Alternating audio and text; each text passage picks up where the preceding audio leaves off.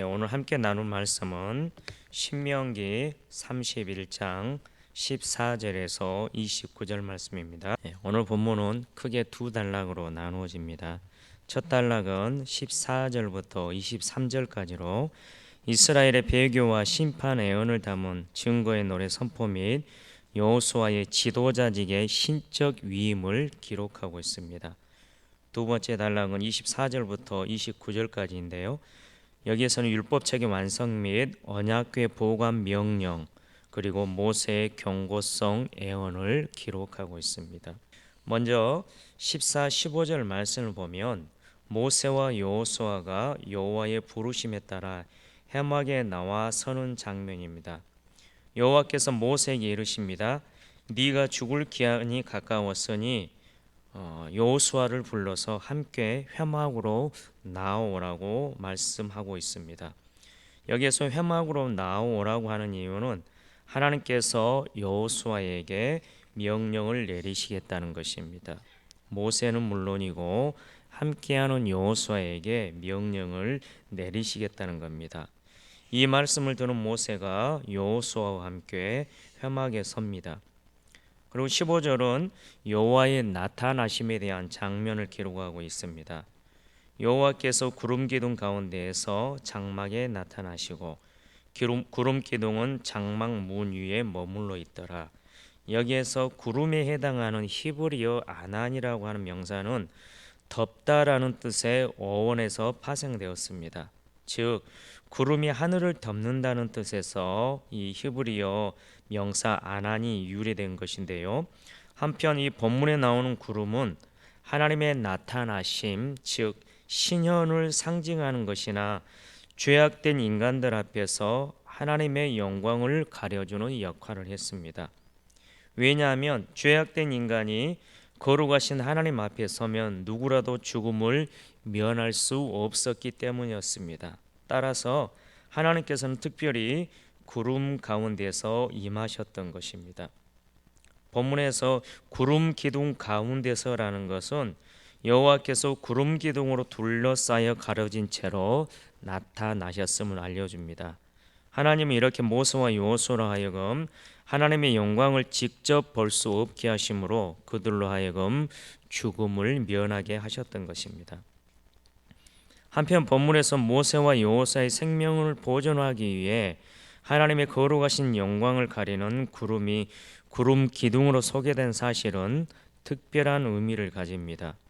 왜냐하면 구름 기둥은 바로 광야 여정 속에서 이스라엘 백성들을 인도하셨던 하나님의 임재의 상징이었기 때문입니다.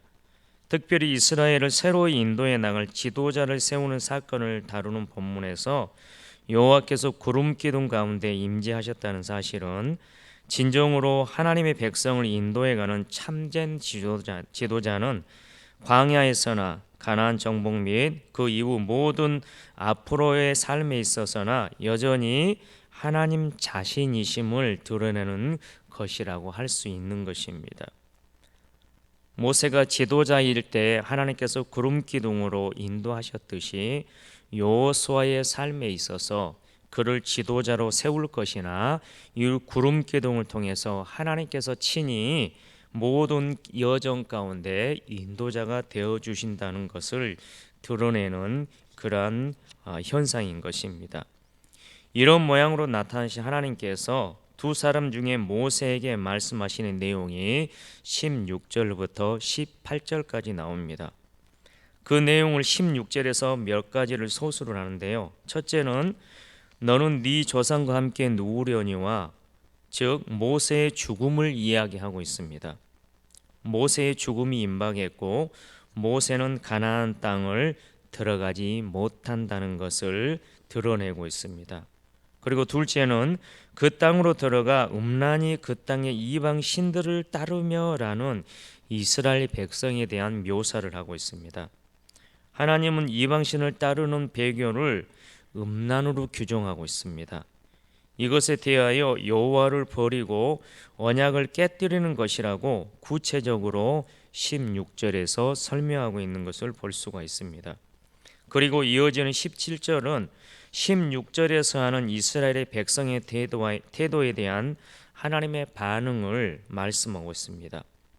내가 그들에게 진노하여 그들을 버리며 내 얼굴을 숨겨 보이지 않게 하시겠다는 것입니다. 이것은 지금까지 계속 이스라엘 백성들과 함께 하시겠다는 하나님의 약속에 대한 것을 번복하는 것처럼 보이지만 그것은 아닙니다. 함께하지만 얼굴을 숨겨 보이지 않게 하겠다는 것은 그들의 삶을 방치하겠다는 것입니다.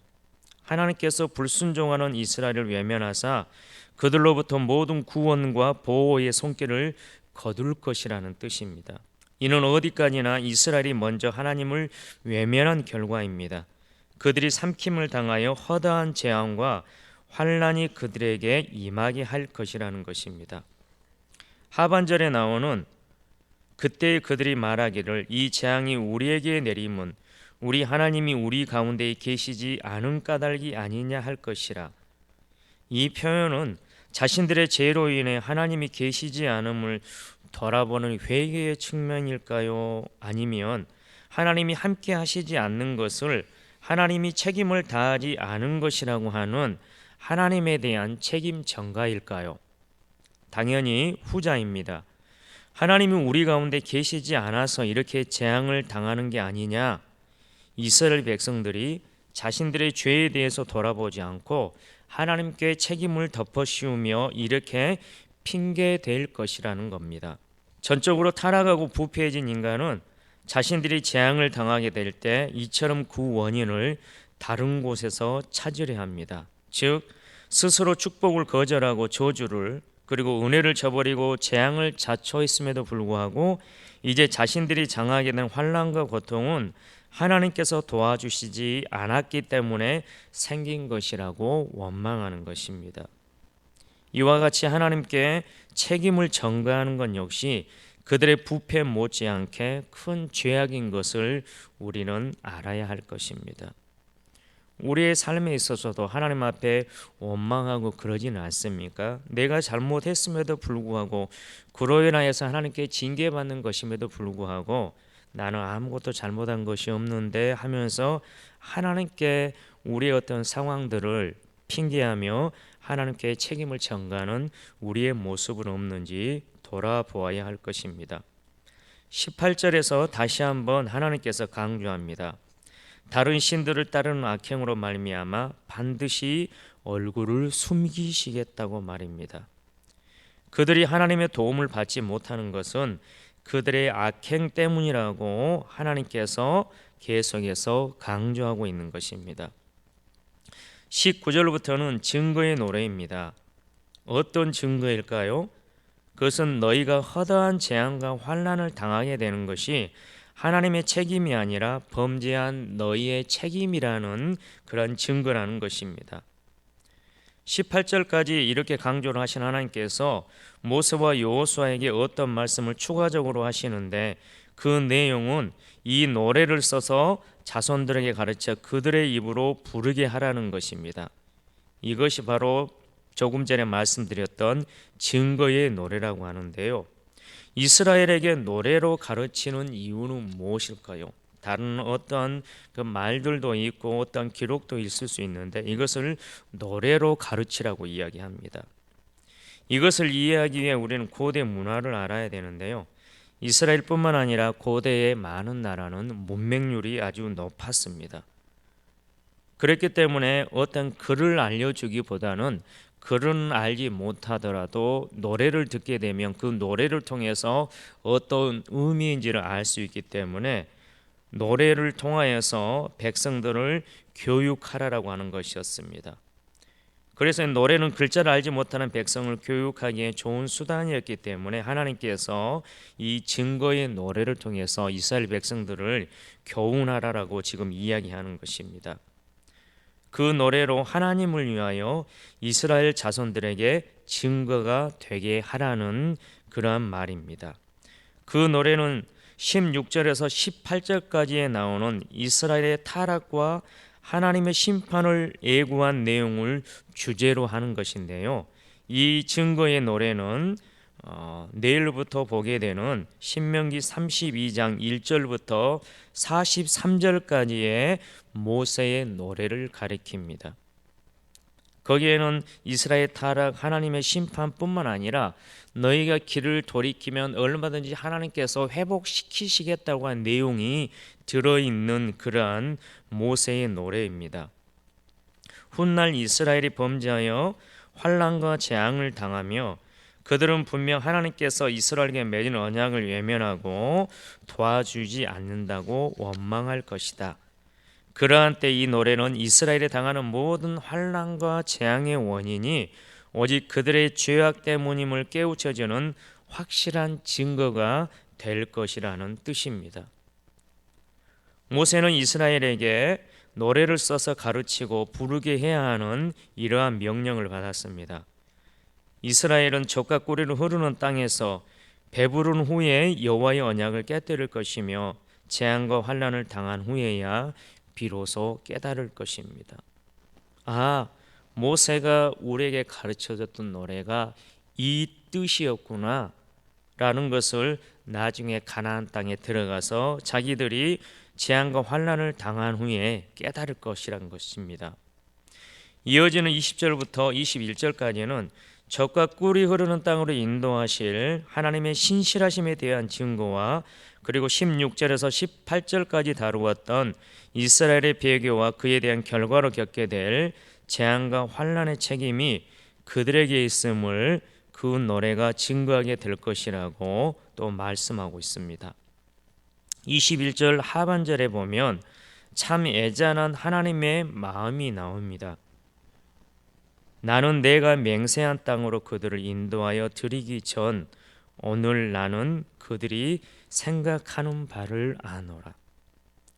결론적으로 말하자면 그들이 생각하는 바가 결코 선한 것이 아닌 하나님을 배반할 생각, 배부르고 등 따시면 그들이 하나님에게서 돌아서려고 하는 그들의 그 생각을 아신다는 것입니다. 미래가 뻔합니다. 그들이 헛된 것을 생각하고 또 생각한 그것을 어리석게 행동할 것이 뻔한데 쉬운 말로 그들을 보자면 굳이 그들의 그 생각이나 행동이나 이러한 것들이 굳이 안 봐도 비디오인데 그렇다고 한다면 하나님이 지금 이스라엘을 여기에서 더 이상 인도하시지 않아도 될 텐데 그럼에도 불구하고 미래가 뻔한데도 불구하고 하나님은 이스라엘 백성들을 인도해 가십니다. 왜냐하면 그렇게 하시겠다고 하나님께서 이스라엘에게 약속하셨기 때문입니다. 하나님은 하나님이시기에 인간에게 하신 약속을 반드시 이행하십니다. 상대방인 인간이 아무리 언약을 깬다 할지라도 말입니다. 그래서 항상 죄인된 우리에겐 소망이 있습니다. 어떤 약속의 성취가 조속으로 변하는 우리에게 있지 않고 약속한 것을 반드시 지키시는 우리 하나님께 있기 때문입니다. 우리에게 있어서 유일한 소망이 이것입니다. 21절 상반절에 그들의 자손이 부르기를 잊지 아니한 이 노래에 대한 설명을 좀 추가하자면 이와 관련해서 메투엘리는 하나님께서 모세의 노래를 지어 이스라엘 자손들로 하여금 부르게 한 목적을 두 가지로 봅니다. 첫 번째는 이 노래가 제대로 선용되기만 하면 이스라엘의 패역함을 방지하는 방편이 될 수도 있다. 그리고 두 번째, 비록 이 노래가 이스라엘의 패역함을 방지하지는 못한다고 하더라도 그들을 회개시켜 돌이키는데 도움을 줄 수 있다. 메투엘리는 이렇게 이 모세의 노래 이 목적을 두 가지로 이야기했는데요.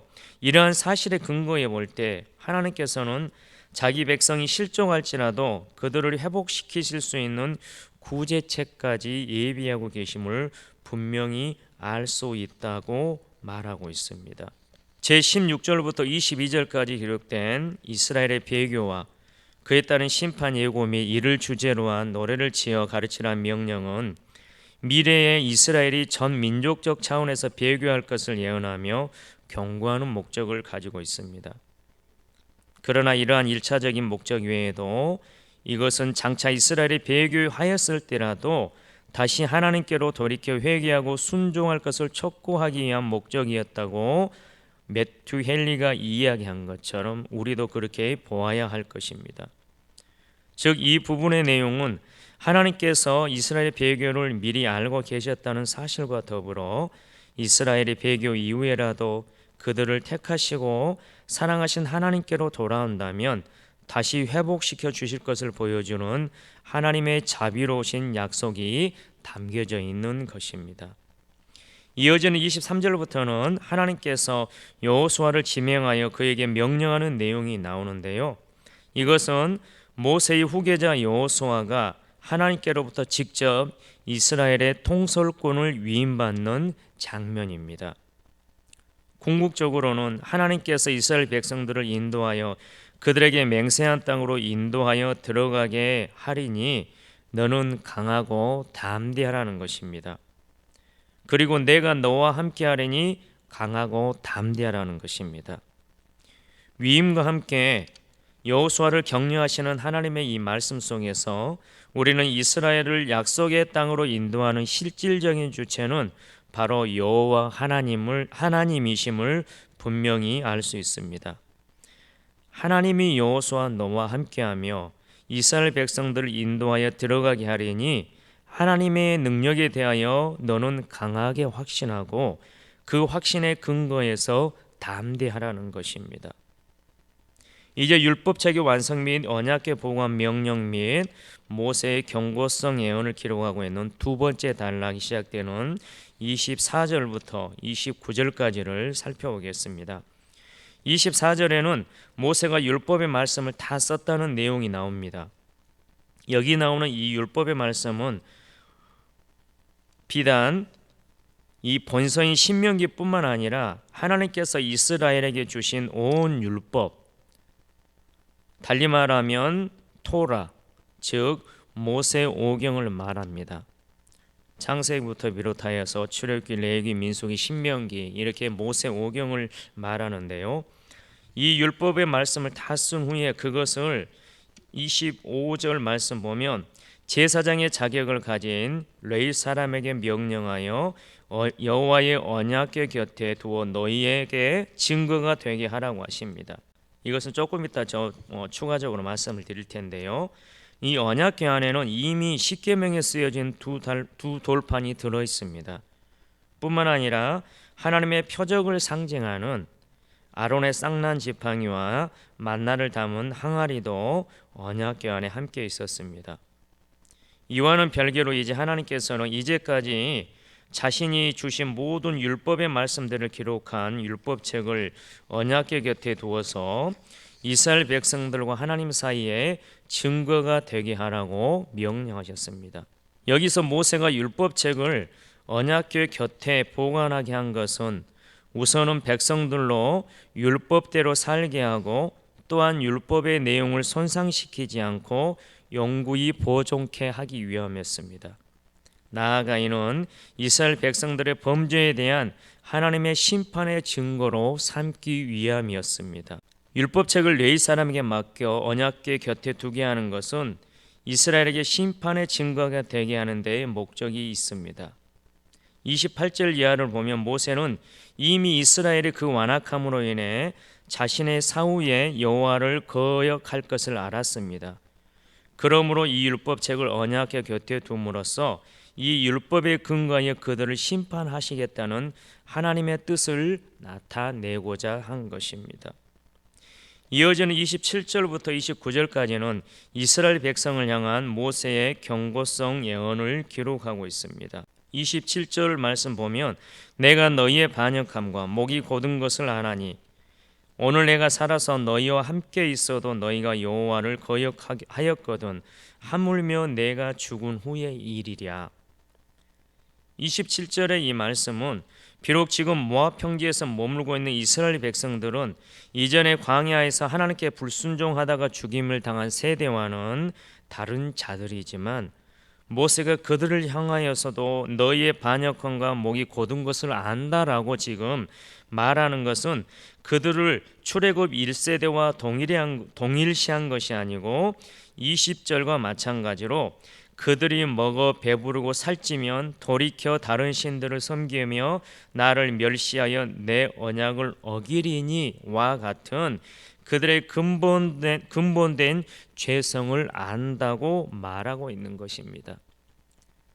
광야에서 죽였던 너희 조상들 1세대나 지금 현재 너희 제2세대나 근본된 죄성을 가지고 있다라고 하는 것을 지금 이야기하고 있는 것입니다. 그 근본된 죄성이 내가 살아있는 지금도 반역과 교만함의 형태로 있는데 내가 죽은 후에는 더 심하지 않겠느냐라고 하는 이 탄식의 소리인 것입니다. 이렇게 하던 모세는 탄식하는 것에만 그치지 않고 28절 말씀에 보면 모든 장로와 관리들을 모으라고 합니다. 그리고 이 말씀을 즉 이스라엘을 향하신 하나님의 메시지가 함축성 있게 담겨진 모세의 노래이거나 28절에서 이 말씀은 이 모세의 노래이거나 아니면 24절에 나오는 율법의 말씀 이 전체를 말하는 것일 수 있는데요. 아무쪼록 이 두 가지 중에 한 가지일지라도 이것은 하나님의 뜻을 그들의 귀에 들려주겠다는 것입니다. 모세의 노래 거기에도 하나님의 뜻이 담겨져 있고 그 다음에 이 토라 이 말씀 전체에도 하나님의 뜻이 있기 때문에 이 말씀을 통하여서 그들의 귀에 들려주겠다는 것입니다. 그러면서 그들에게 하늘과 땅을 증거로 삼겠다고 말합니다. 여기에서 하늘과 땅을 증거로 삼겠다고 하는 것은 문학적 표현으로 하나님께서 세우시고 갱신하신 언약이 변함없고 확신하다는 것을 지금 강조하기 위해서 하늘과 땅을 지금 거론하고 있습니다. 하나님은 말씀하신 바대로 반드시 행하신다는 것입니다. 그러니 어쩌라는 것일까요? 마지막으로 29절에 하나님께로부터 받은 이스라엘 백성들의 부패와 그로 인해 당하게 될 재앙을 예언하는 내용입니다. 자기의 생명이 얼마 남지 않았음을 알고 있고 또 자기가 온 힘을 다해 달려온 삶의 여정 가운데 열매로 남아있는 이 이스라엘 백성들을 향해 이런 하나님의 예언의 말씀을 선포하는 모세의 마음이 어떠했을지 가히 상상이 안 됩니다. 내가 알거니와 내가 죽은 후에 너희가 스스로 부패하여 내가 너희에게 명령한 길을 떠나 여호와의 목전에 악을 행하여 너희의 손으로 하는 일로 그를 경노하게 하므로 너희가 후일에 재앙을 당하리라 하니라. 어떤 마음으로 이 소리를 외쳤을까요? 제발 이렇게 되지 않도록 하나님의 말씀을 기억해라. 복과 저주의 기준이 되는 토라를 기억해라. 그것만이 살 길이다. 재앙을 당하리라 하면서 재앙을 당하지 말라라고 외치는 역설적 외침이 29절에 포함되어 있지 않겠습니까? 말씀을 마무리하겠습니다. 기도로 말씀을 함께 마무리하겠는데요. 사랑하는 하나님, 우리는 하나님께서 이 가난을 벗어나게 하시면 이 역경을 벗어나 잘 살게 해주시면 하나님을 잘 믿겠다고 조건을 거는데 하나님은 이스라엘이 이 광야를 벗어나 살기 좋은 땅에 들어가면 거기서 풍요를 누리고 배부르고 살찌면 분명히 여호와를 떠나서 다른 신들을 섬길 것이라고 경고하는 것을 오늘 말씀을 통해서 보게 됩니다. 하나님은 모압 평지에 있는 이스라엘의 영적 수준을 잘 알고 계셨습니다. 그들이 신앙이 좋아서 가나안 땅에 들어간 것이 아님을 우리 하나님은 알고 계셨습니다. 이스라엘 백성들이 가나안 땅에 들어간 것은 하나님의 신실하신 선물인 것을 우리는 압니다. 사랑하는 하나님, 오늘 이곳에 있는 우리의 영적 수준도 우리 하나님은 잘 아십니다. 우리가 신앙이 좋아서 천국 백성이 된 것이 아님을 압니다. 그 모든 것이 하나님의 신실하심의 선물인 것을 압니다. 하나님께서 이스라엘 백성들의 수준을 아시는 만큼 오늘 이 시대를 살고 있는 우리의 수준도 아시리라 믿습니다. 그러나 그들의 수준을 아시고도 그대로 물러나지 않으셨던 하나님께서 지금 여기에 있는 우리의 수준을 아시면서도 그대로 물러나지 않으실 것 또한 압니다.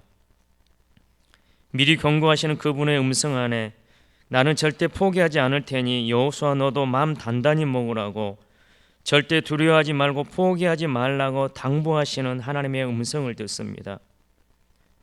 그리고 오늘 본 말씀을 통해서 하나님께서 우리에게 말씀하십니다. 가나안 땅에 들어가 살아갈 때 진정 두려워할 대상은 가나안 세력들이 아니라고 말씀하십니다. 하나님의 말씀을 기억하지 않고 살아가는 자기 자신이 가장 두려워해야 할 대상이라는 것을 오늘 말씀해 주시는 것을 압니다. 율법책을 하나님의 언약궤 앞에 두게 하라는 모세의 명령을 따라 우리 또한 하나님의 말씀을 삶의 기준과 심판의 증거로 삼고 살아가는 하나님의 사람들 되게 하여 주시옵소서. 감사하고 예수님의 이름으로 기도드립니다. 아멘.